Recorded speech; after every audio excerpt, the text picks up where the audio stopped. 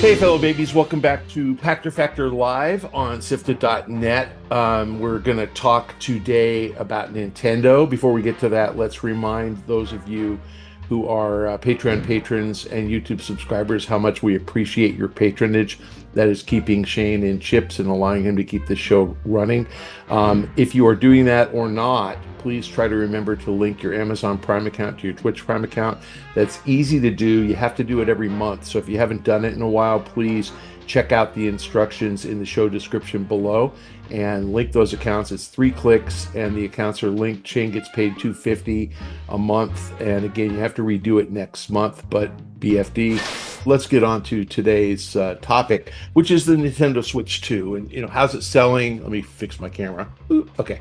How's it selling? What's it mean? The way that I track availability is I look at eBay first. And if eBay's got them, for $4.49 or $4.99 bundles, then they're widely available and people are just trying to unload them. Pretty consistently on eBay, they're in the 600 to 700 range.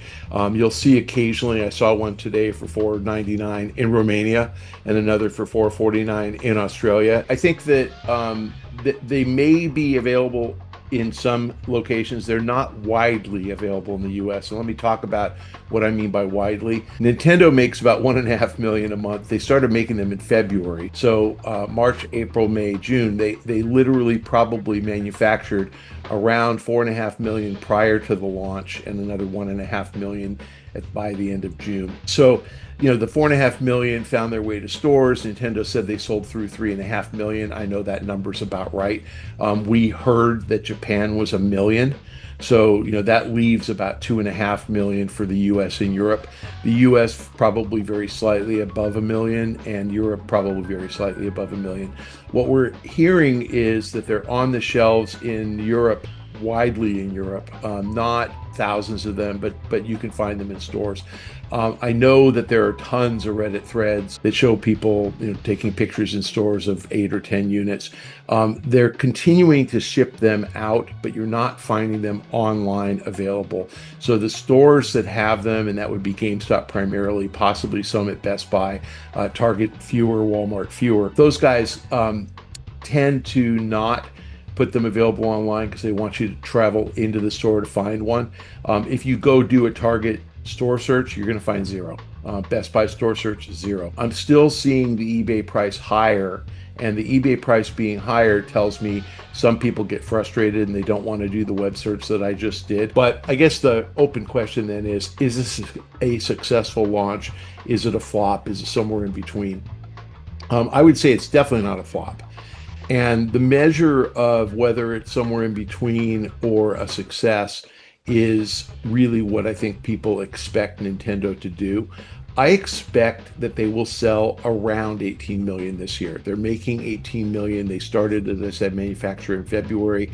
They're going to run, their fiscal year ends in March. So by March of next year, they will have manufactured and delivered 18 million to retail. I think those are largely going to sell through. The open question is, are they going to sell out, meaning that they step up production next year to something higher than 18 million?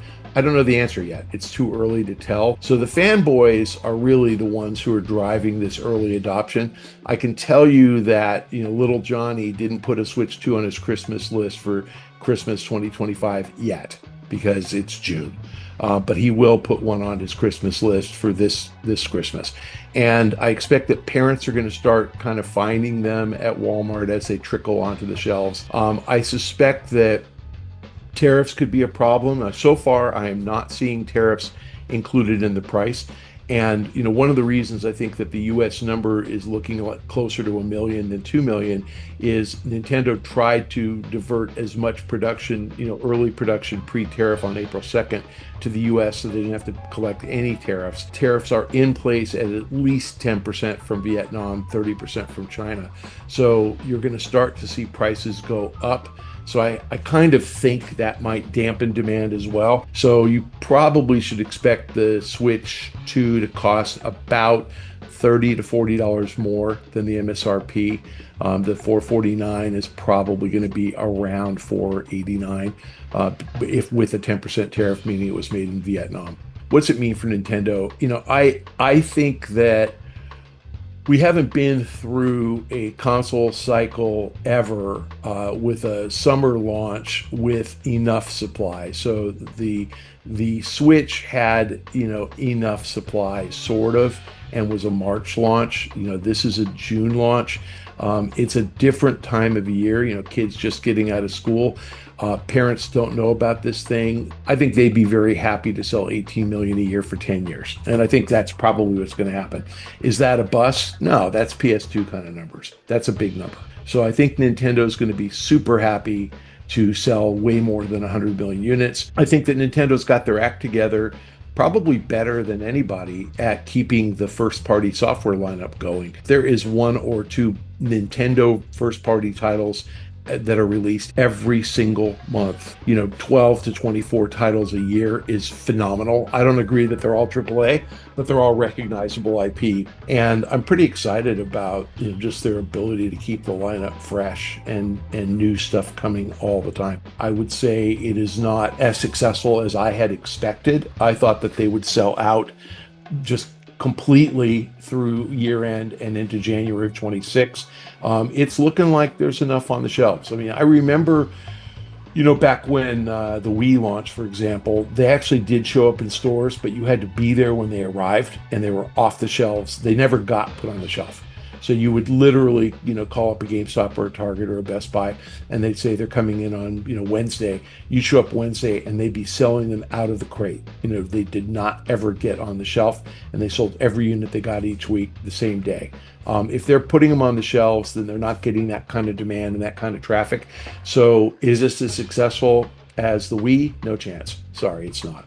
So the software side is kind of interesting because, this is the first time in 6-7 years that Nintendo's kind of been behind the eight ball on getting software out. They've been dropping 1 to 2 titles a month for the Switch, and now we get the Switch 2 and they drop one title. Third-party support, I'm actually impressed that Civilization and Cyberpunk are there. And I think that the quality of those games speaks volumes for the ability of other publishers to port. But it's an open question if other publishers are going to port games. So we're going to have to see. Nintendo has done a very poor job of managing third-party developer relations. And so, EA redesigned its entire sports, lineup for the Wii, and then nobody bought any of them, and it just was a complete disaster. I have a lot of confidence that, this device will run pretty good games.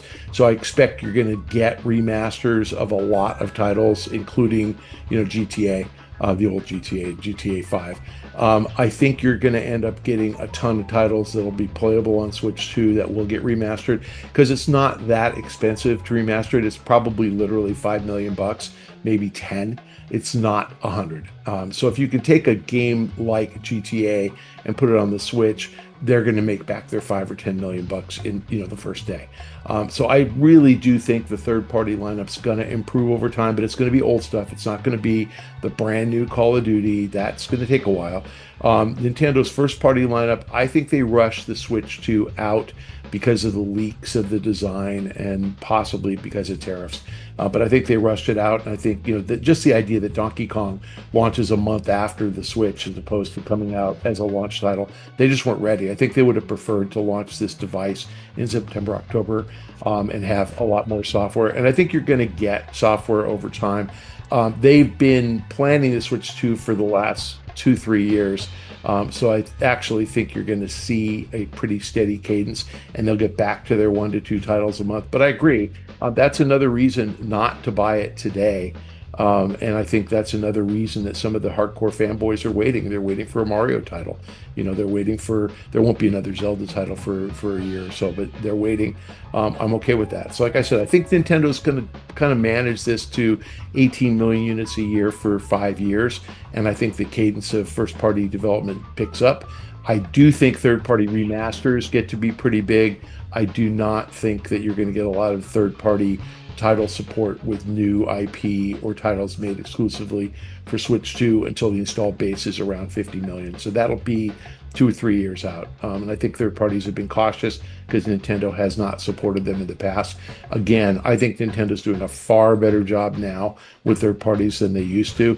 So I'm kind of optimistic that this is all going to fix itself. So that's it for me, fellow babies, for Pachter Factor Live on SIFTD.net. I'm really, really appreciative of all of you who are Patreon patrons or YouTube subscribers. You're keeping Shane able to bring this show to you weekly. If you are doing that or not, please remember to link your Amazon Prime account to your Twitch Prime account. There are instructions on how to do that in the show description below, and you have to redo that every month. So if you haven't done it in a while, please remember to do it again. We will see you on regular Pachter Factor and on Pachter Factor Live next week. Thank you.